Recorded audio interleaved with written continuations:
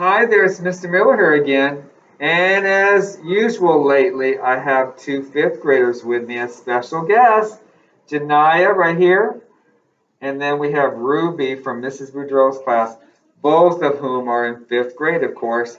They're our leaders, cool kids we call them, and they're doing a beautiful job this year with everything they need to do to be successful in fifth grade. With that said, I asked them right before the video, what is the time when they had to really persevere when it became a little challenging, a little more difficult for them? And they both are able to come up with examples because in your mind, I want you to be thinking of your own example and then how you most importantly overcame it. But let's start with Janiyah first. What's a time that you felt like you had to persevere just a little bit more? One time I persevered was when I took this math test, and it was difficult for me, but I didn't give up and I used my tools that were around.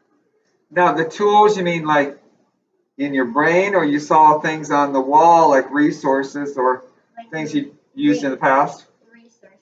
Yes, and so you just you just thought a minute, didn't you? You collected yourself, I call that. Then you switched your mind into something. Wait a minute here.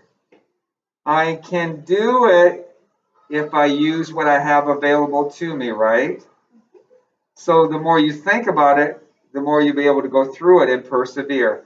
What about you, Ruby? You have an example of perseverance? I once was with my friend I was playing, and we were playing this game, and I really wanted to win because we were like having a challenge, like who could get the most scores in soccer, and I really wanted to give up because I was getting tired, but I tried my best and I didn't give up. Right, Ruby, this is a good question because I can kind of relate to your example too. It's like when I have to exercise, some days I thought, oh, I really don't want to do this exercise. It's kind of like I'm getting tired and it's not really within me today. Yet, I'm able to switch my mindset and say, I'm just going to do it. My philosophy, just do it. And in the end, I'll feel better. Did you feel better in the end? Is my point of view. Yeah.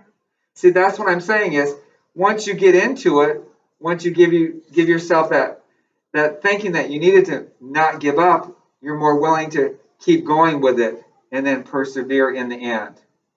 Hope I'm saying that correctly. These two have great examples. And sometimes things get challenging, sometimes things get hard, but give yourself just a little time. Pause for a minute and readjust your thinking. And you can even go back to thinking of something you've been successful at, and then you made it through it anyway. And then when you think those thoughts, you're more apt to go through the challenging thing right in front of you. So, with that in mind, our community prompt for the week is: what is the time that you have persevered? What is the time that you have persevered? I know you'll be able to come up with that with your family at home. And this is so important that it's going to help you be successful if you never give up and give your chance to succeed. Thank you so much. Thank you, and I'm glad you were with me today. Take care.